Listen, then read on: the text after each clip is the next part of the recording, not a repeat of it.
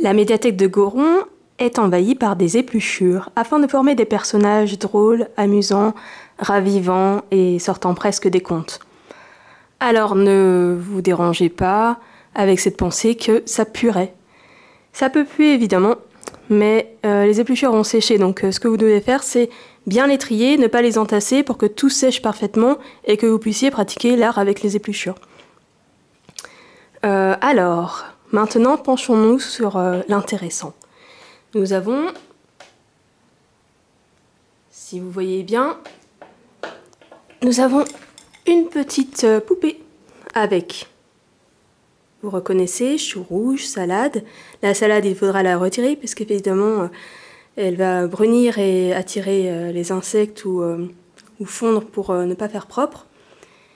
Sinon, à peu près tout le reste, ça vieillit bien, si c'est bien étalé. Après, tout ce qui est humide, comme je viens de le dire, ça va poser problème. Donc là, on voit la petite fille qui aurait pu être faite par des enfants. Nous avions un groupe organisé. Et ça, c'est une pioche dans le compost. Et je trouvais ça intéressant, puisque brut, ça peut vraiment devenir quelque chose. Par contre, ça risque de pourrir. Vous allez pouvoir le voir dans une semaine. Ça, c'est une pioche. Et je trouvais ça aussi intéressant. Ça devrait bien évoluer au bout de 7 jours. Nous allons voir ça. Et là, donc, j'ai retiré ce que nous pouvions utiliser pour les ateliers. Vous voyez, ça forme déjà un paysage. On peut déjà rêver, alors qu'à l'origine, tout ceci était censé pourrir, aller au compost à jamais, pour refaire des graines dans la terre et nous nourrir. Donc là, pour moi, ça pourrait être un oiseau, mais c'est à vous aussi de deviner. D'ailleurs, le chou rouge, c'est très bien pour trouver des opportunités créatives. C'est aussi à vous de trouver ce que vous pourriez voir là-dedans. Comme cet oiseau, là, on pourrait aussi dire que c'est un deuxième oiseau. Et que le paysage naît des racines qui se trouvent ici. Ensuite, là, j'ai disposé ce que nous avions, et en disposant, ça peut devenir un dragon. Comme vous pouvez parfois forcer les yeux, parce que ça peut devenir un dragon si nous rajoutons un œil, bien sûr, au sommet. Ensuite, nous repartons aux racines avec une petite flopée qui pourrait faire penser à la terre. Pour faire de l'art avec des épluchures, il faut bien retirer tout ce qui est impropre, donc c'est-à-dire les petites miettes comme ça, là on laisse pas, hein. On enlève tout ça pour que la photo soit vraiment belle et qu'il y ait de moins en moins de retouches possibles.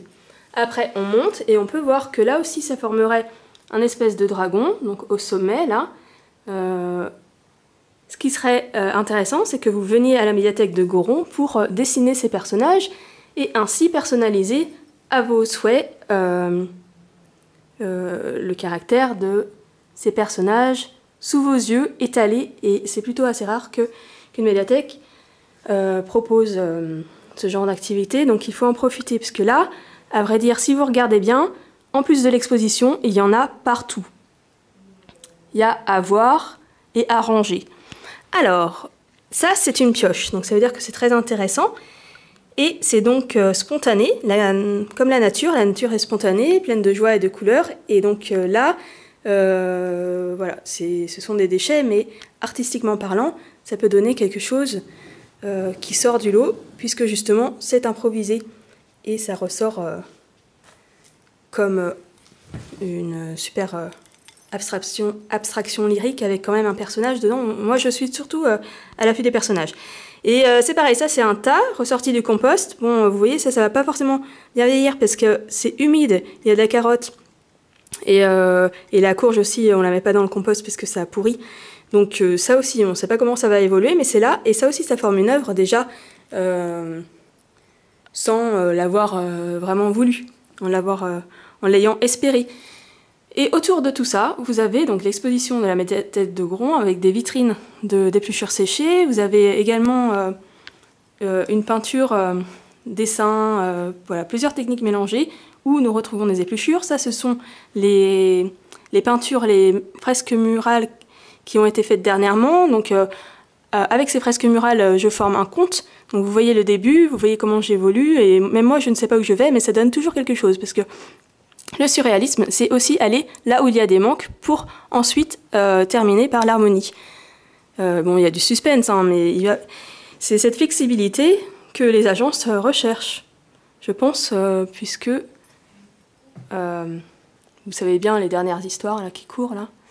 On cherche quand même des artistes qui savent faire du spontané, quoi. Et c'est possible des choses qui ne se copient pas. Donc ensuite, vous avez toute l'exposition qui s'étale. Voilà, on passe. Voilà. Et pour autant, c'est pas pour ça que l'artiste arrive à vivre de son activité, puisqu'il faut bien sûr des gens qui donnent des chances et des places. Donc, est-ce qu'on peut dire que là, la puanteur prend tellement toute la place que ça se répercuterait sur les photos Eh bien non. Alors, je vous invite à la médiathèque de Goron jusqu'à la fin novembre 2024.